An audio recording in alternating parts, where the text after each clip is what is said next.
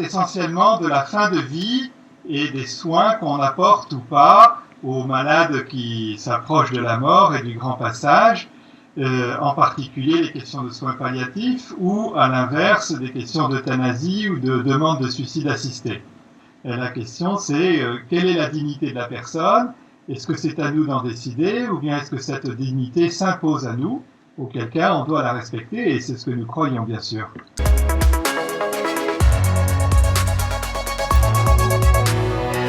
Alors, parce que la congrégation de la doctrine de la foi est compétente à la fois sur ce qui relève de la dogmatique, c'est-à-dire la manière de parler de Dieu, du Christ et de l'Écriture, mais aussi sur la morale, et c'est-à-dire les conséquences pratiques et concrètes de la foi dans nos actes quotidiens.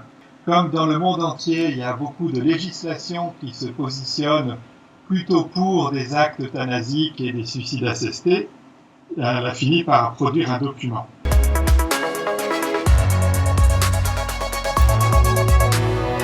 Mais on connaît bien cette parabole que Jésus donne pour expliquer à un scribe que on n'a pas à choisir qui est notre prochain, mais à être le prochain de qui nous rencontrons.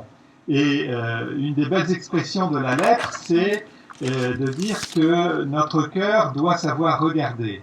Un cœur, le bon samaritain, il a un cœur qui regarde. C'est son cœur qui a parlé, contrairement aux deux autres qui sont passés sans toucher la personne à moitié mourante, mais il a donné de son temps, de son argent, il a promis qu'il en redonnerait à son retour si jamais la chose s'était pas améliorée pour ce malade.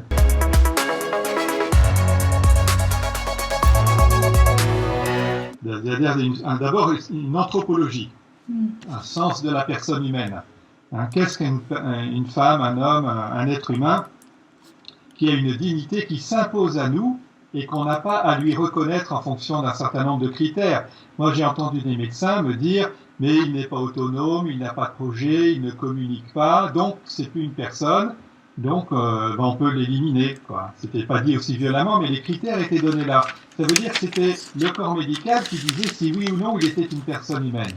Non, une fois qu'on est un homme, une fois qu'on est reconnu tel, ça ne se perd pas. Et cette humanité, elle s'impose à nous et convoque notre humanité. Et je crois que ça nous fait du bien à nous. Des fois, les gens disent, mais il sert à rien, il n'apporte plus rien. Mais c'est pas vrai. Ces personnes malades nous convoquent, nous, à être des êtres humains en face de lui. Et quelque part, ils nous font du bien.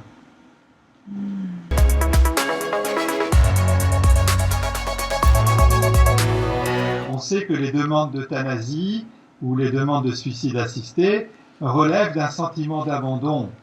Et en réalité, ce que nous dit le cardinal Ladaria, qui est celui qui signe la lettre avec l'approbation du pape, c'est que toutes ces demandes sont en fait des appels au secours.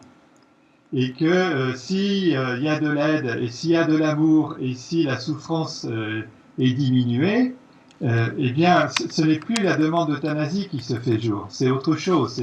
C'est cette relation, cette qualité de relation humaine qui est mise en valeur. On peut être jusqu'au bout, justement, de son proche. Moi, j'admire beaucoup, par exemple, chez les petites sœurs des pauvres, lorsque dans leurs établissements faits de personnes très âgées, il y en a qui sont à l'agonie, eh bien, elles se relayaient, les sœurs, au pied du malade, pour prier pour lui, dire, voilà, on accompagne, mais on donne pas, on n'accélère pas la mort. Voilà. Et les chrétiens sont invités à savoir faire objection de conscience quand on leur demande de collaborer à ce qui relève plutôt d'une euthanasie ou d'un suicide assisté.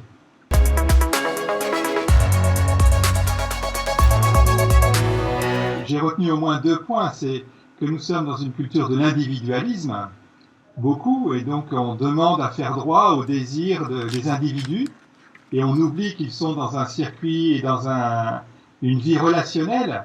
Et donc, si nous sommes reliés les uns aux autres et au Créateur, on ne regarde plus nos maladies de la même façon. Et puis, l'autre point, c'est, comme dit le pape François, on est dans une société de la culture du péché.